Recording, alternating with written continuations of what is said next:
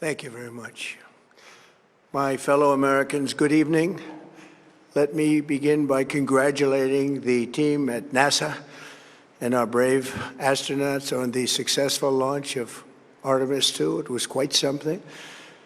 It will be traveling further than any manned rocket has ever flown and will very substantially pass the moon, go around it, and come back home from a distance that has never been done before. It's amazing. They are on the way, and God bless them. These are brave people. We want to God bless those 4 unbelievable astronauts. As we speak this evening, it's been just 1 month since the United States military began Operation Epic Fury, targeting the world's #1 state sponsor of terror, Iran. In these past 4 weeks, our armed forces have delivered swift, decisive, overwhelming victories on the battlefield, victories like few people have ever seen before. Tonight, Iran's Navy is gone. Their Air Force is in ruins. Their leaders, most of them terrorist regime they led, are now dead. Their command and control of the Islamic Revolutionary Guard Corps is being decimated as we speak. Their ability to launch missiles and drones is dramatically curtailed, and their weapons, factories, and rocket launchers are being blown to pieces. Very few of them left. Never in the history of warfare has an enemy suffered such clear and devastating large-scale losses in a matter of weeks. Our enemies are losing, in America, as it has been for 5 years under my presidency, is winning, and now winning bigger than ever before. Before discussing this current situation, I also want to thank our troops for the masterful job they did in taking the country of Venezuela in a matter of minutes. That hit was quick, lethal, violent, and respected by everyone all over the world. After rebuilding our military during my first term, we have by far the strongest military anywhere in the world. And now we're working along with Venezuela and are, in a true sense, joint venture partners. We're getting along incredibly well in the production and sale of massive amounts of oil and gas, the second largest reserves on Earth after the United States of America. We're now totally independent of the Middle East, and yet we are there to help. We don't have to be there. We don't need their oil. We don't need anything they have, but we're there to help our allies. Tonight, I want to provide an update on the tremendous progress our warriors have made in Iran and discuss why Operation Epic Fury is necessary for the safety of America and the security of the free world. From the very first day I announced my campaign for president in 2015, I have vowed that I would never allow Iran to have a nuclear weapon. This fanatical regime has been chanting death to America, death to Israel for 47 years.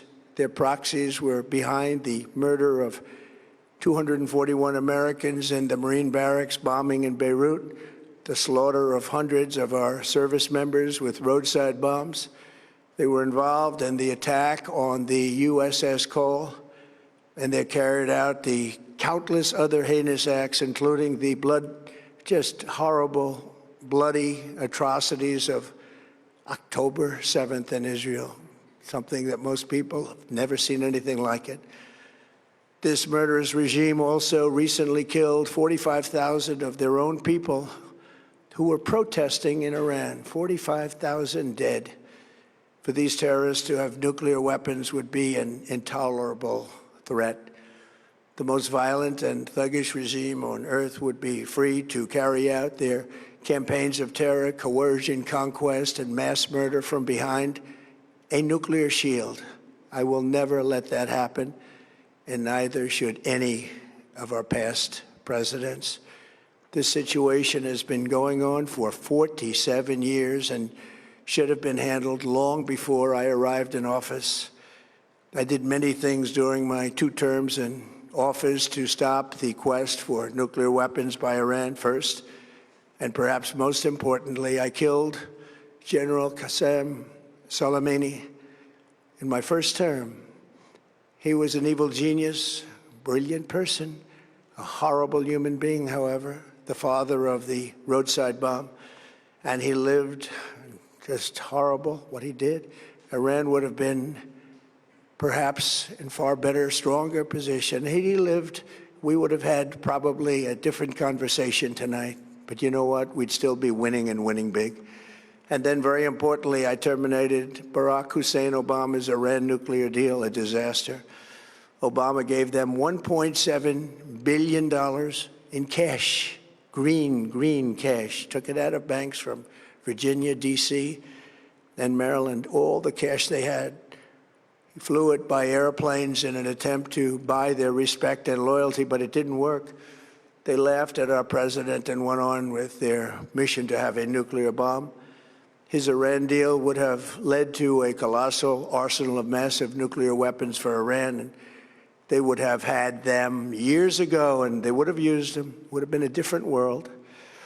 There would have been no Middle East and no Israel right now, in my opinion, the opinion of a lot of great experts, had I not terminated that terrible deal. And I was so honored to do it. I was so proud to do it. It was so bad right from the beginning.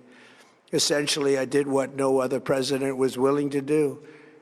They made mistakes, and I am correcting them.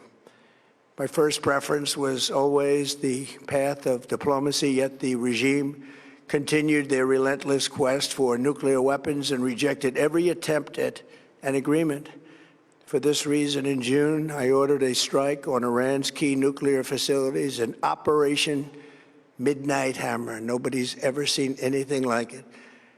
Those beautiful B-2 bombers performed magnificently. We totally obliterated those nuclear sites. The regime then sought to rebuild their nuclear program at a totally different location, making clear they had no intention of abandoning their pursuit of nuclear weapons. They were also rapidly building a vast stockpile of conventional ballistic missiles and would soon have had missiles that could reach the American homeland, Europe, and virtually any other place on Earth. Iran's strategy was so obvious. They wanted to produce as many missiles as possible, and they did, with the longest range possible. And they had some weapons that nobody believed they had. We just learned that out. We took them out. We took them all out so that no one would really dare stop them.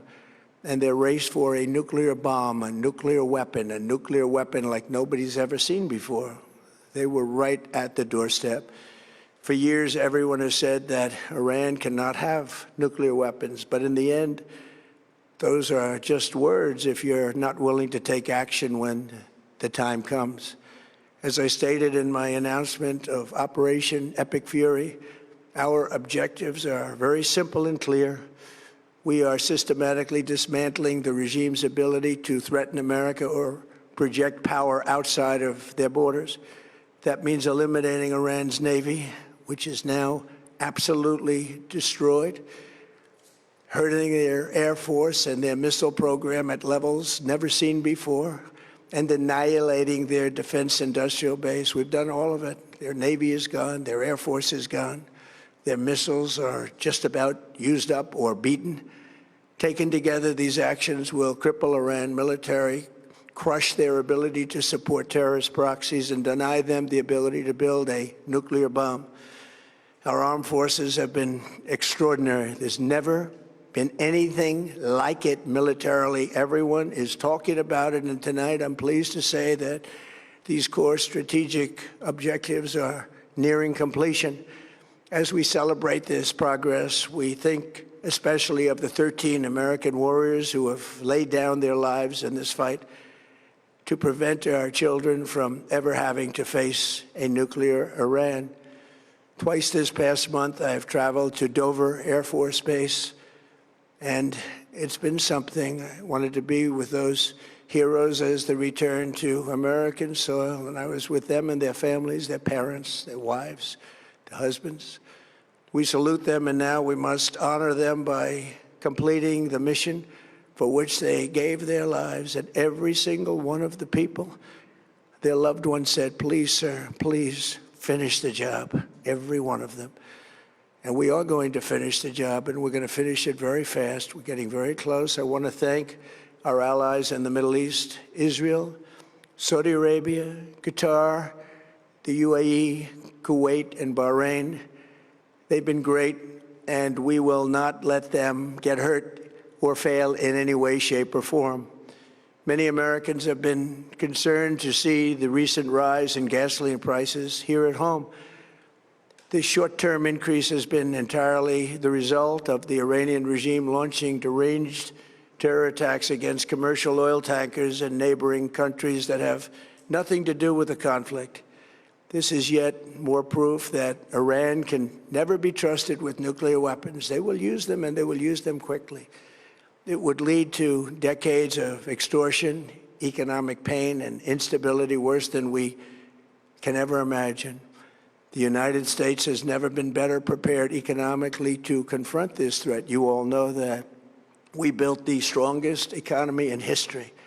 We're going through it right now, the strongest in history. In 1 year, we've taken a dead and crippled country. I hate to say that, but we were a dead and crippled country after the last administration and made it the hottest country anywhere in the world by far, with no inflation, record-setting investments coming into the United States, over $18 trillion, and the highest stock market ever, with 53 all-time record highs in just 1 year. It all positioned us to get rid of a cancer that has long simmered. It's known as the nuclear Iran, and they didn't know what was coming. They've never imagined it. Remember, because of our Drill Baby Drill program, America has plenty of gas. We have so much gas. Under my leadership, we are #1 producer of oil and gas on the planet, without even discussing the millions of barrels that we're getting from Venezuela. Because of the Trump administration's policies, we produce more oil and gas than Saudi Arabia and Russia combined. Think of that, Saudi Arabia and Russia combined. And that number will soon be substantially higher than that. There's no country like us anywhere in the world, and we're in great shape for the future. The United States imports almost no oil through the Hormuz Strait and won't be taking any in the future. We don't need it. We haven't needed it, and we don't need it. We've beaten and completely decimated Iran. They are decimated, both militarily and economically and in every other way. And the countries of the world that do receive oil through the Hormuz Strait must take care of that passage. They must cherish it. They must grab it and cherish it. They can do it easily. We will be helpful, but they should take the lead in protecting the oil that they so desperately depend on. So to those countries that can't get fuel, many of which refuse to get involved in the decapitation of Iran, we had to do it ourselves. I have a suggestion. #1, buy oil from the United States of America. We have plenty. We have so much. And #2, build up some delayed courage. Should have done it before. Should have done it with us, as we asked. Go to the Strait and just take it, protect it, use it for yourselves. Iran has been essentially decimated. The hard part is done, so it should be easy. And in any event, when this conflict is over, the Strait will open up naturally. It'll just open up naturally. They're going to want to be able to sell oil because that's all they have to try and rebuild. It will resume the flowing, and the gas prices will rapidly come back down. Stock prices will rapidly go back up. They haven't come down very much, frankly. They came down a little bit, but they've had some very good days over the last couple of days. We've done actually much better than I thought, but we had to take that little journey to Iran to get rid of this horrible threat. With our historic tax cuts, where people are just now talking about receiving larger refunds than they ever thought possible, they are getting so much more money than they thought. That's from the great, big, beautiful bill. Our economy is strong and improving by the day, and it will soon be roaring back like never before. It will top the levels that it was a month ago. I've made clear from the beginning of Operation Epic Fury that we will continue until our objectives are fully achieved. Thanks to the progress we've made, I can say tonight that we are on track to complete all of America's military objectives shortly, very shortly. We're going to hit them extremely hard over the next 2 to 3 weeks. We're going to bring them back to the Stone Ages where they belong. In the meantime, discussions are ongoing. Regime change was not our goal. We never said regime change, but regime change has occurred because of all of their original leaders' death. They're all dead. The new group is less radical and much more reasonable. Yet if during this period of time no deal is made, we have our eyes on key targets. If there is no deal, we are going to hit each and every one of their electric generating plants very hard and probably simultaneously. We have not hit their oil, even though that's the easiest target of all, because it would not give them even a small chance of survival or rebuilding. But we could hit it, and it would be gone, and there's not a thing they could do about it. They have no anti-aircraft equipment. Their radar is 100% annihilated. We are unstoppable as a military force. The nuclear sites that we obliterated with the B-2 bombers have been hit so hard that it would take months to get near the nuclear dust, and we have it under intense satellite surveillance and control. If we see them make a move, even a move for it, we'll hit them with missiles very hard again. We have all the cards, they have none. It's very important that we keep this conflict in perspective. American involvement in World War I lasted 1 year, 7 months, and 5 days. World War II lasted for 3 years, 8 months, and 25 days. The Korean War lasted for 3 years, 1 month, and 2 days. The Vietnam War lasted for 19 years, 5 months, and 29 days. Iraq went on for 8 years, 8 months, and 28 days. We are in this military operation so powerful, so brilliant, against one of the most powerful countries for 32 days. And the country has been eviscerated and essentially is really no longer a threat. They were the bully of the Middle East, but they're the bully no longer. This is a true investment in your children and your grandchildren's future. The whole world is watching, and they can't leave the power, strength, and brilliance. They just can't believe what they're seeing. They leave it to your imagination, but they can't believe what they're seeing, the brilliance of the United States military. Tonight, every American can look forward to a day when we are finally free from the wickedness of Iranian aggression and the specter of nuclear blackmail. Because of the actions we have taken, we are on the cusp of ending Iran's sinister threat to America and the world. And I'll tell you, the world is watching. And when we do, when it's all over, the United States will be safer, stronger, more prosperous, and greater than it has ever been before. May God bless the men and women of the United States Armed Forces, and may God bless the United States of America. Thank you very much, and good night.